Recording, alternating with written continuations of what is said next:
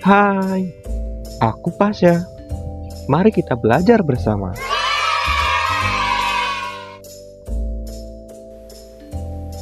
Hari ini kita akan mempelajari tentang cara sederhana menemukan ide pokok.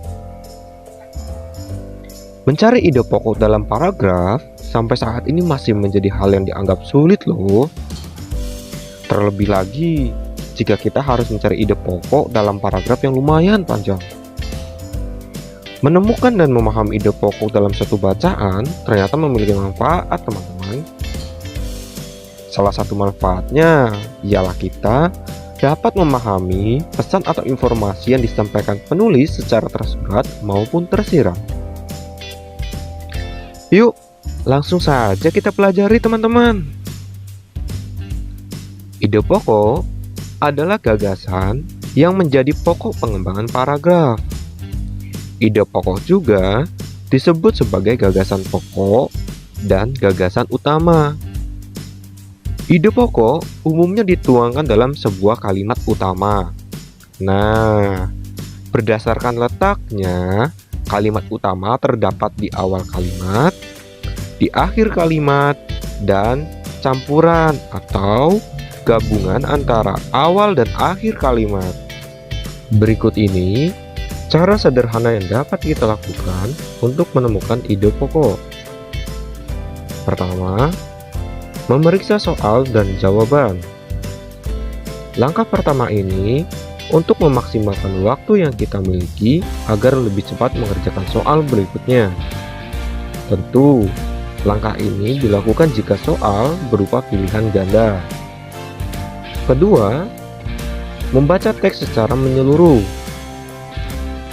Langkah kedua harus kita lakukan untuk memahami isi secara utuh dalam sebuah teks. Ketiga, menandai kalimat utama. Langkah ketiga, kita langsung saja menandai kalimat utama berdasarkan letaknya. Masih ingat?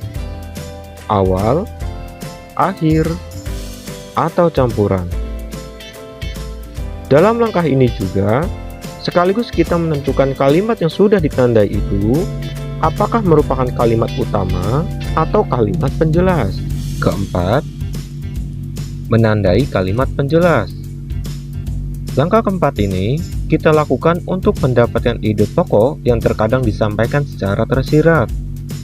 Selain itu, langkah ini pula membantu kita membuat kesimpulan. Kalimat penjelas merupakan kalimat yang mengurai atau mendukung kalimat utama sehingga menjadi paragraf. Nah, sekarang ayo kita latihan mengerjakan soal dengan mengikuti langkah-langkah tadi yang kita pelajari. Pertama, mari kita baca soal dan periksa jawabannya.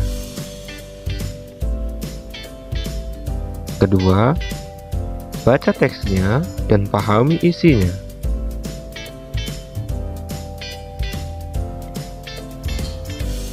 Ketiga, kita tandai kalimat utama berdasarkan letaknya.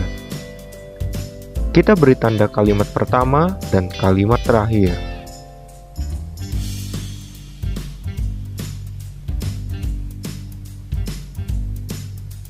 Lalu, untuk mengetahui kalimat yang sudah kita tandai itu sebagai kalimat utama atau bukan, kita hapus kalimat sesudah atau sebelumnya.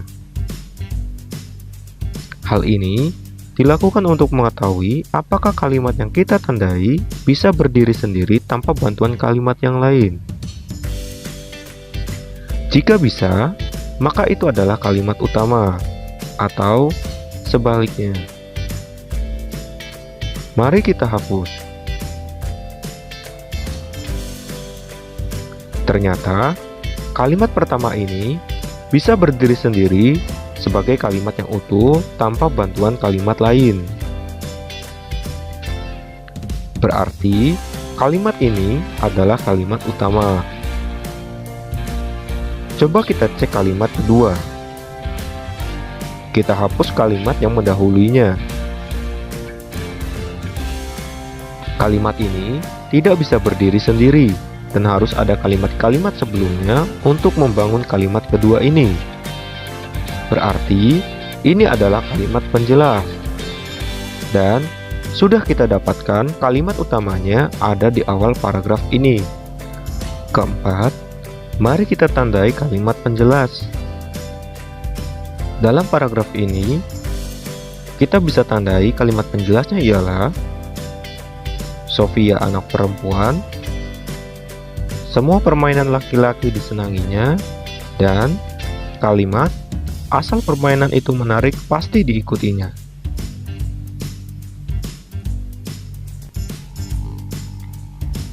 Dari kalimat utama dan kalimat penjelas, kita dapat kesimpulan bahwa Sofia anak perempuan yang menyenangi semua permainan laki-laki, asalkan permainan itu menarik, salah satunya kelereng. Mari kita cek jawabannya. Pilihan A, kelereng kesukaan Sofia. Pilihan ini cenderung menunjukkan Sofia gemar mengoleksi kelereng, bukan permainan. Pilihan B, jawaban ini hampir mendekati jika kita berpegang pada kalimat utama. Tapi, dilihat lagi, uraian kalimatnya lebih mendeskripsikan Sofia. Pilihan C, jawaban ini pun hampir mendekati. Tapi, berdasarkan kesimpulan yang kita buat, bahwa Sofia tidak hanya menyukai kelereng. Pilihan D, pilihan ini lebih menjadi simpulan atau ide pokok dalam paragraf tersebut. Karena, sesuai dengan yang kita simpulkan, yakni Sofia anak perempuan yang menyenangi semua permainan laki-laki, asalkan permainan itu menarik, salah satunya kelereng. Jika kita ubah pilihan ini menjadi kalimat tanya pun, jawabannya adalah simpulan kita yang sudah kita buat tadi. Bagaimana? Mudah bukan? Untuk bahan latihan kita selanjutnya, coba kerjakan satu soal ini ya, dan tulis jawaban kamu di kolom komentar. Sampai di sini dulu ya perjumpaan kita. Nanti kita akan belajar hal lain lagi. Terima kasih banyak. Sampai jumpa nanti, dah.